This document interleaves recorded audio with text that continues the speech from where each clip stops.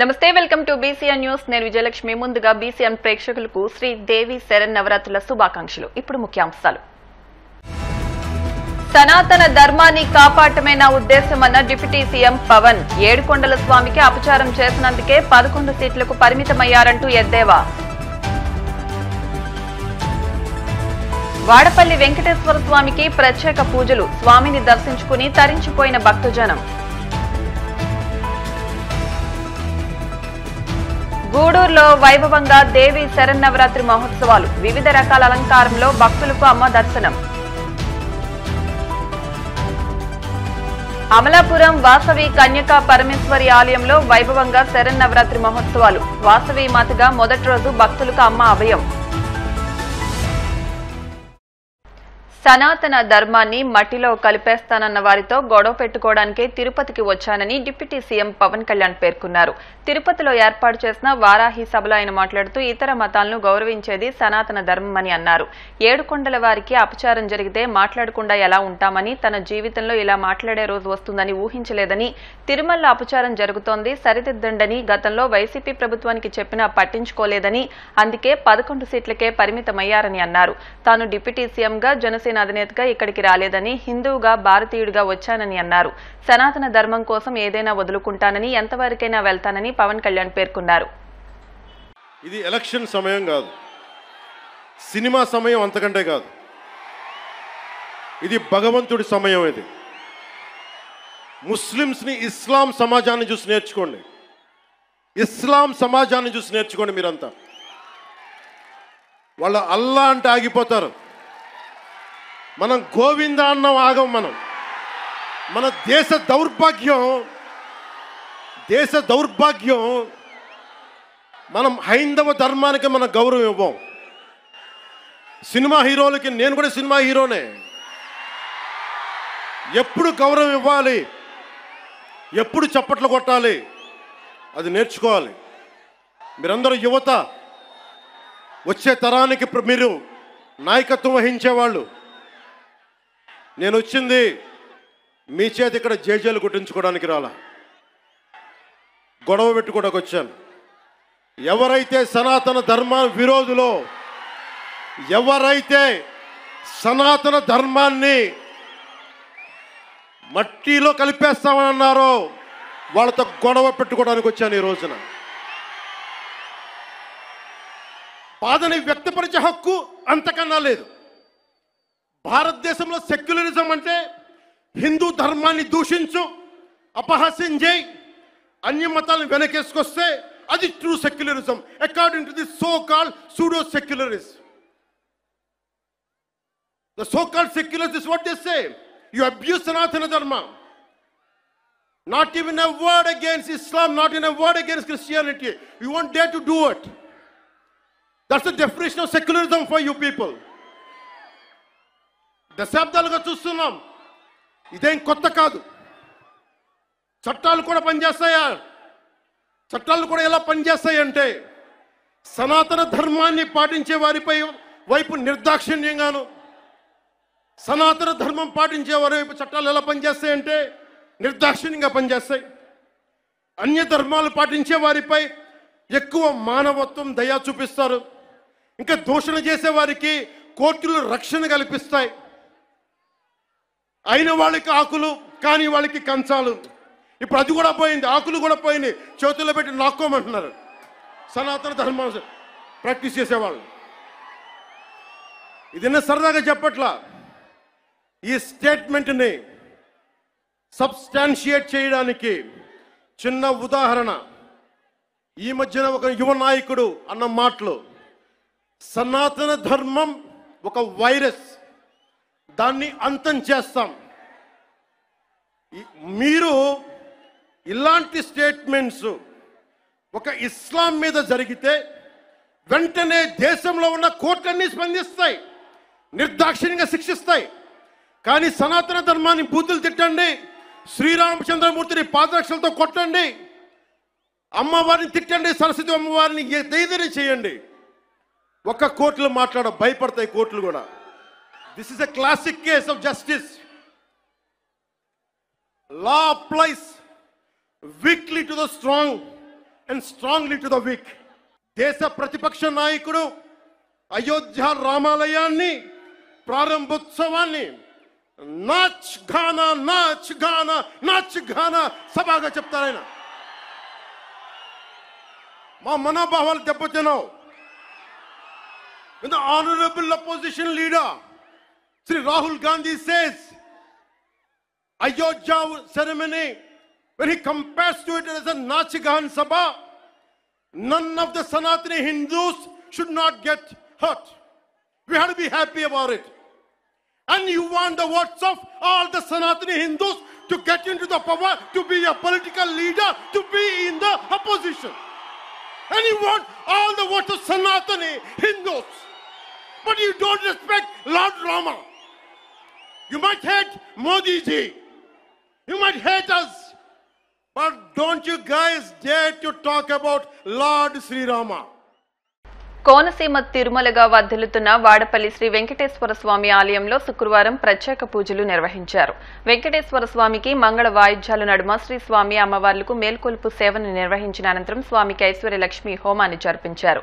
శ్రీ స్వామివారి అమ్మవార్ల వసంత మండపంలో అష్టోత్తర పూజలను అర్చకులు నిర్వహించగా ప్రత్యేక అలంకరణలో ఉన్న స్వామిని దర్శించుకుని భక్తులు తరించిపోయారు. ఈ మేరకు ఆలయ చైర్మన్ రుద్రరాజు రమేష్ రాజు, ఆలయ కార్యనిర్వహణాధికారి కిషోర్ కుమార్ భక్తుల కోసం ప్రత్యేక ఏర్పాట్లు చేశారు. ప్రయాణికులకు మెరుగైన సౌకర్యాలు కల్పించడమే లక్ష్యంగా ఏపీఎస్ఆర్టీసీ పనిచేస్తోందని మంత్రి మండిపల్లి రాంప్రసాద్ రెడ్డి తెలిపారు. రాయచోటి డిపోలో 9 కొత్త ఆర్టీసీ బస్సులను ఆయన ప్రారంభించారు. 110 రోజుల పాలనలో సరాసరిన రోజుకు 2 కొత్త బస్సులను ప్రారంభించినట్లు వెల్లడించారు. మేనిఫెస్టోలో ఇచ్చిన ప్రతి హామీని నెరవేర్చే దిశగా అడుగులు వేస్తున్నామని, త్వరలోనే మహిళలకు ఉచిత బస్సు సౌకర్యం కల్పిస్తామని మంత్రి పేర్కొన్నారు. ఈరోజు కొత్తగా నూతనంగా 7 బస్సులు ప్రారంభించడం జరిగింది. అలాగే తిరుమలకు 2 బస్సు సర్వీసులను కూడా ఇక్కడి నుంచి ప్రారంభిస్తున్నాం. తెలుగుదేశం పార్టీ ప్రభుత్వం ఏర్పాటైన తర్వాత తప్పకుండా ఏదైతే ప్రజలకు సౌకర్యం కల్పించాలో ఆ సౌకర్యాలు కల్పిస్తూ ఏపీఎస్ఆర్టీసీ కొత్త బస్సులను రోడ్లపైకి తీసుకొని రావడం జరుగుతూ ఉంది. ముఖ్యంగా గత 110 రోజుల నుంచి సగటు రోజుకు 2 బస్సులు లెక్కన ఏపీఎస్ఆర్టీసీ నూతనంగా బస్సులను ప్రారంభించడం జరుగుతూ ఉంది. ప్రజలు ఒకటే గుర్తుపెట్టుకోవాలా, ప్రజల కోసం ఏర్పడిన ఈ ప్రభుత్వం ఇది. ముఖ్యంగా గత 5 సంవత్సరాల్లో ఏపీఎస్ఆర్టీసీ పూర్తి నిర్వీర్యమైనది. ముఖ్యంగా 5 సంవత్సరాలు ఎక్కడా కొత్త బస్సులు తేవడం జరగలేదు. ఇప్పుడు మా ప్రభుత్వం ఏర్పాటైన తర్వాత ఏపీఎస్ఆర్టీసీలో ప్రక్షాళన మొదలైంది.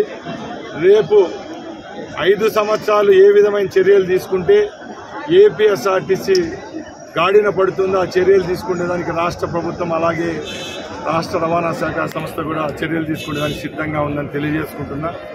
ముఖ్యంగా గత ఎన్నికల ముందు ఏవైతే హామీలు ఇచ్చామో అవి ఒక్కొక్కటిగా ప్రజలకు సమకూర్చే విధంగా ఈ ప్రభుత్వం పనిచేస్తూ ఉంది. దానిలో ముఖ్యంగా ఏపీఎస్ఆర్టీసీ విషయానికి వస్తే రాష్ట్రంలో మహిళా మనులందరికీ ఫ్రీ సర్వీస్ కల్పిస్తామని చెప్పాం. అది కూడా అతి త్వరలోనే ప్రజల ముందరకు రాబోతుంది.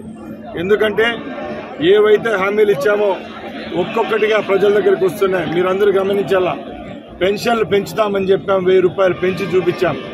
అలాగే అన్నా క్యాంటీన్లు పెడతామని చెప్పాం, అన్నా క్యాంటీన్లు ప్రారంభించడం జరిగింది మన రాయచోటితో సహా 175 కేంద్రాల్లో.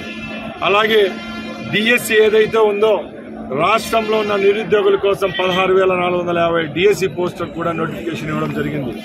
ఉచిత ఇసుక, అలాగే ముఖ్యంగా రేపు త్వరలో దీపావళి రాబోతా ఉంది. రాష్ట్రంలో ఉన్న ప్రజల కోసం ఒక శుభవార్త చెప్తున్నాం. ఏదైతే హామీ ఇచ్చామో సంవత్సరానికి 3 సిలిండర్లు ఫ్రీగా ఇస్తామని చెప్పాము. ఆ పథకాన్ని దీపావళి రోజున ఈ రాష్ట్ర ప్రభుత్వం రాష్ట్రంలో లాంఛనంగా ప్రారంభిస్తున్నాం.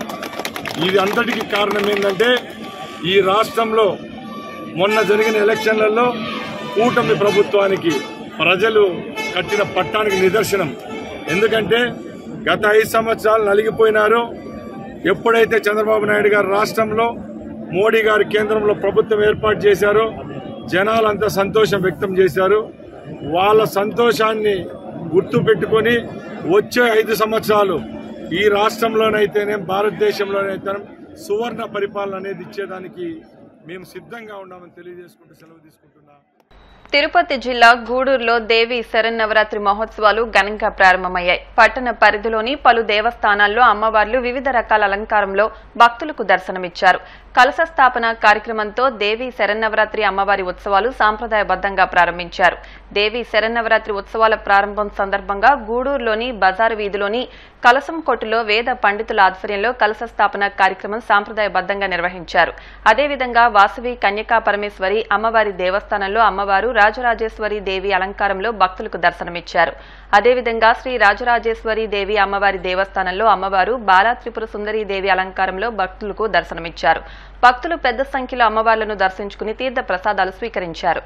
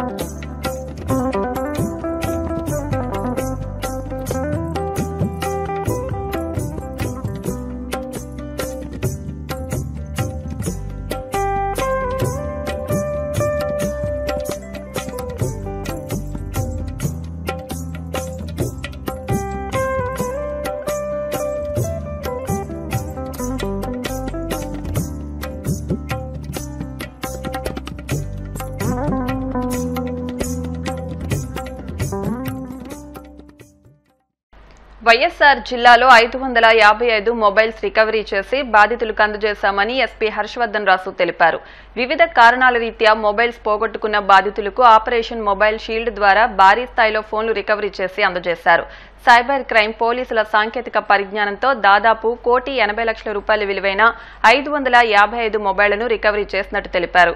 ఈ సందర్భంగా ఎస్పీ మాట్లాడుతూ సెకండ్ హ్యాండ్ మొబైళ్లు కొనుగోలు చేసే ముందు జాగ్రత్తలు వహించాలని అన్నారు.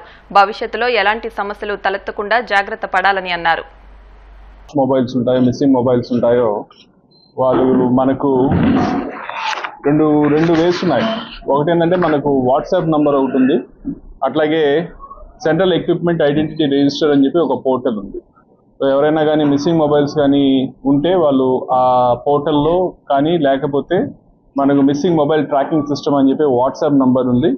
ఆ వాట్సాప్ నంబర్కి కానీ వాళ్ళు ఇన్ఫర్మేషన్ ఇచ్చినట్లయితే ఆ డీటెయిల్స్ అన్నీ కలెక్ట్ చేసుకొని మా సైబర్ టీం వాళ్ళు, టెక్నికల్ అనాలిసిస్ టీం వాళ్ళు సో దానికి సంబంధించిన టెక్నికల్ అనాలిసిస్ చేసి ఆ మొబైల్ ఎక్కడైతే దాని ఉందో దాన్ని ట్రేస్ చేసి ఇవ్వడం జరుగుతూ ఉంది. సో ఈ ఆపరేషన్ మొబైల్ షీల్డ్ అనేది 2021 నుంచి కూడా జరుగుతూ ఉంది.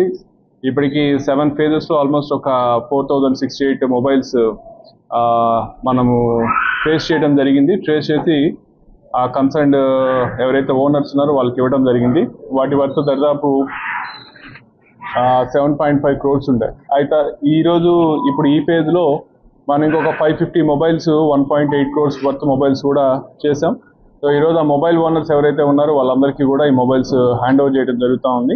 సో దీంట్లో మా ఇన్స్పెక్టర్, సైబర్ సెల్ ఇన్స్పెక్టర్ మధుమల్లేష్ వాళ్ళ టీం అందరూ కూడా కంటిన్యూస్గా కంప్లైంట్ వచ్చినప్పటి నుంచి కూడా కంటిన్యూస్గా దాని మీద వర్క్ చేసి దాన్ని ట్రేస్ చేసేంత వరకు కూడా ఎఫర్ట్ చేయడం జరుగుతూ ఉంది. సో వీళ్ళకి సపోర్ట్ చేసేటటువంటి మా local police concern jurisdictional officers అందరూ కూడా సపోర్ట్ ఎక్స్టెండ్ చేయడం జరుగుతూ ఉంది. సో ఈ ప్రాసెస్లో పార్టిసిపేట్ చేసే ప్రతి ఒక్క ఆఫీసర్కి కూడా మా కడప జిల్లా తరఫు నుంచి వాళ్ళకి ప్రత్యేకమైన అభినందనలు తెలియజేస్తున్నాను. అట్లాగే మన ఎవరైతే మొబైల్ క్యారీ చేసి ఉన్నామో ఓనర్స్ వాళ్ళందరికీ కూడా ఈరోజు ఈ ప్రెస్ నోట్లో కూడా వాళ్ళకి కొన్ని ఇన్స్ట్రక్షన్స్ ఇవ్వడం జరిగింది. డూస్ అండ్ డోంట్స్, ఏం చేయాలి ఏం చేయకూడదని. సో ఒకవేళ మొబైల్ పోయినా కానీ వెంటనే ఏం చేయాలనేది కూడా మనము ఇవ్వడం జరిగింది. 2021 నుంచి లాస్ట్ 3 years నుంచి కూడా మన వాళ్ళు కంటిన్యూస్ ఎఫర్ట్స్ చేస్తూ ఉన్నాం. సో రానున్న రోజుల్లో కూడా ఇదే ఎఫర్ట్స్ అట్లా కంటిన్యూ చేస్తాం. ఇప్పుడు కాసేపు ప్రకటనలు.